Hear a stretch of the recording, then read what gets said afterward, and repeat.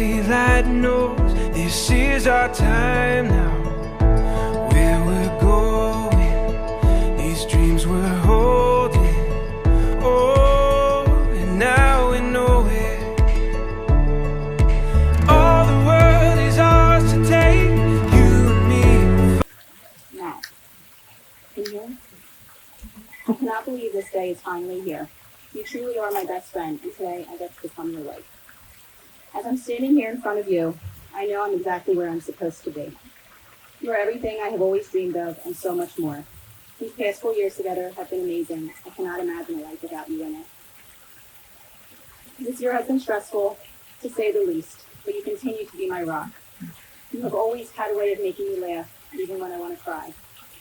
You make me feel safe when I'm afraid, and you always lift me up when I'm feeling down. I know that with any marriage, we will face many challenges together, but I promise I will always fight for us and never give up on you. I promise to always love you in good times and bad, in sickness and health, to be faithful, honest, and loyal to you. I promise to listen to you and be patient with you. I will celebrate your success and support you through misfortune. I will strive to make you happy and continue to make you laugh. I promise you will never have to face this world alone, as I will always be by your side. You are my other half, the love of my life, and I love you today, tomorrow, and every day for the rest of our lives.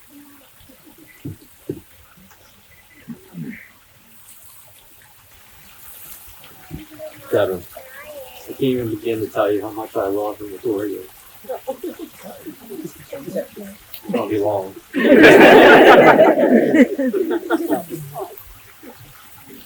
You are the sweetest and most caring person that I've ever met in my life. I know it may be a little weird, but I always told myself that one day when I find someone to spend the rest of my life with,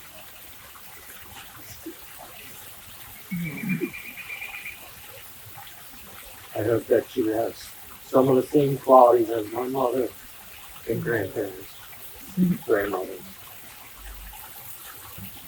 This year has brought us some ups and downs, but I believe it helped us grow as a couple. I can't tell you enough how proud I am for furthering your career. Taking a position as an ICU nurse at basically the worst time ever with the virus. I know you were nervous and scared, but not once did you ever complain about going to work and doing your job. Even on your days off, you call the hospital to check in on your patients. Just shows how much you care.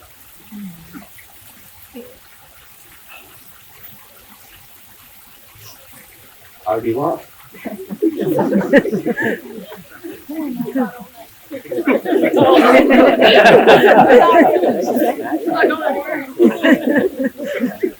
I'd be lying to say that I woke up this morning so happy knowing that I'd be able to have part of my wife. Just a little FYI. After Katie and I got done cuddling, I got her here for you.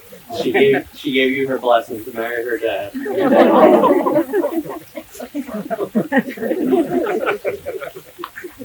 I know it's hard for us not having our loved ones here who passed away, but I know they've been watching over us this whole time because they gave us this beautiful man. Seriously, I can't wait to be in our life together now, and hopefully have some kids in the near future. I just want to let you know that I promise to always love you and protect you no matter what. I love you. No, it's hard.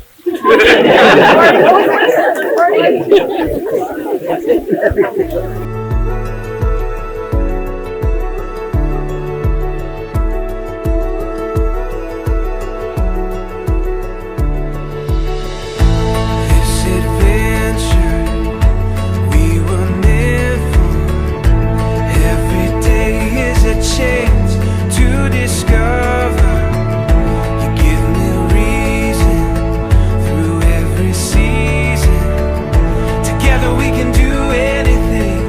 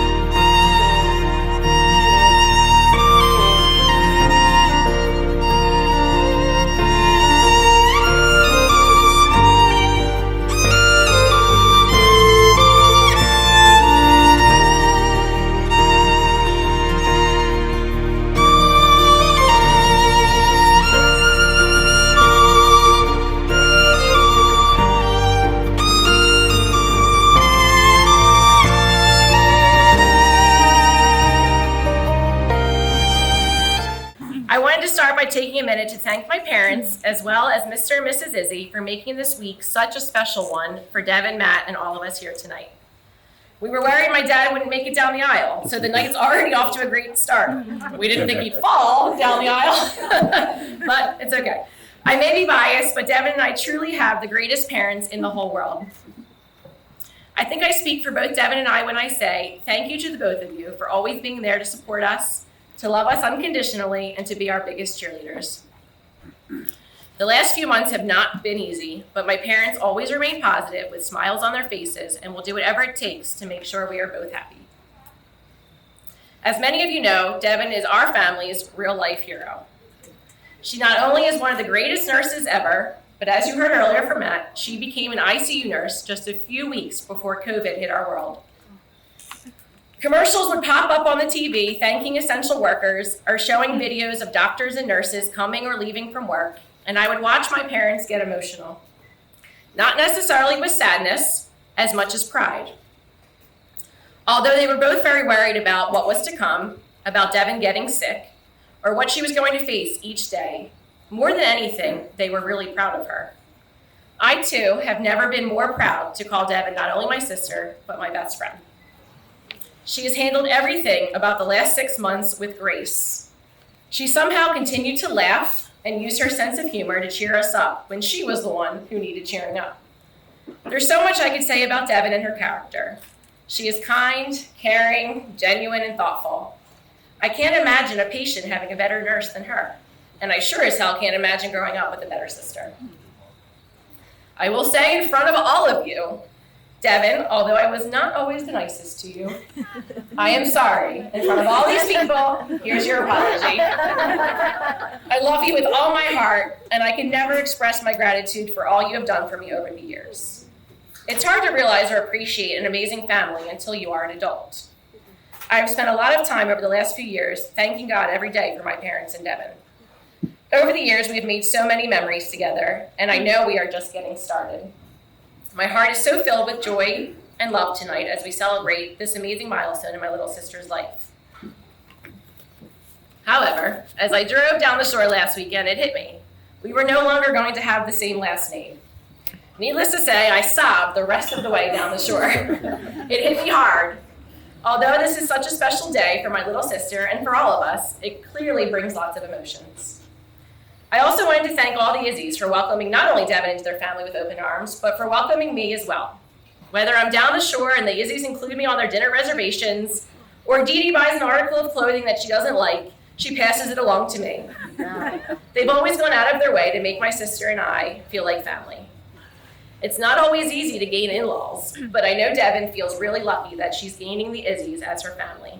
And I know they are just as grateful to be gaining Devon. Mrs. Izzy said from day one that she knew Devon was the one. So apparently Noelle and I should have compared notes because there's quite a bit of overlap. Because that's why they say great minds think alike. That's right. So for those of you who don't know me, my name is Mike, and Matt and I have been friends since we met at Holy Cross in 6th grade. Promise I will be keeping my remarks brief, not only because I'm a lousy public speaker, but also because we've already kept Matt up well past his bedtime. Well past his bedtime. I would like to begin by thanking Mr. and Mrs. Newton, as well as Mr. and Mrs. Izzy for having us all here tonight. I think they're deserving a round of applause for making this night possible for all of us. So I was also there the night that Matt and Devon met.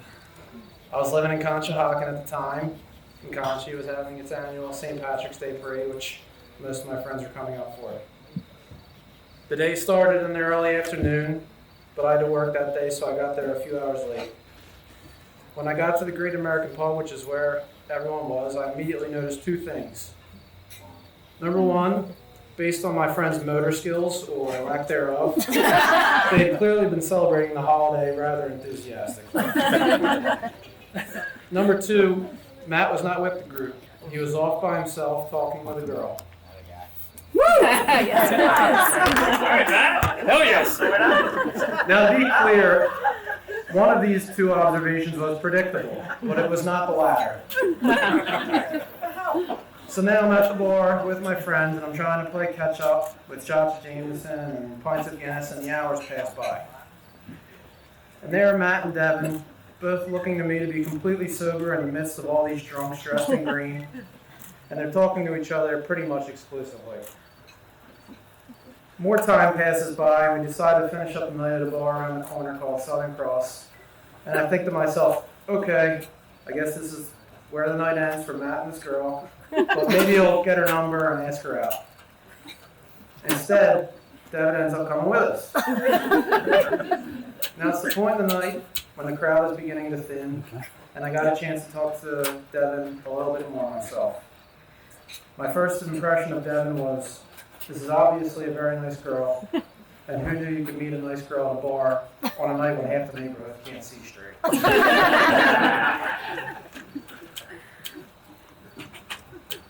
So we spent the rest of the night at that bar with Matt and Devon off to the side, continuing to talk. And I can see Devon both engaged in the conversation she's having with Matt, but also looking on with an expression of amusement as me and my friends make fools of ourselves. So that was at least my perspective of like Matt and Devon's relationship began. Accurate. I guess the reason I wanted to share this story was because as Matt's friend, I have to say, and hopefully without it sounding too much like a cliche wedding speech compliment, because I mean it, that from very early on there was a sense that in Devon and Matt found a good thing. Devon, you are the real deal, genuinely caring, genuinely friendly, and genuinely a good person. It also doesn't hurt that you're a nurse, because Matt has had more stomach bugs than any other person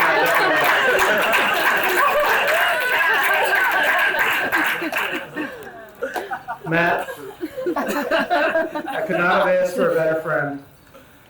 Over the past 2 years, I've watched you work hard at building your business with diligence and integrity.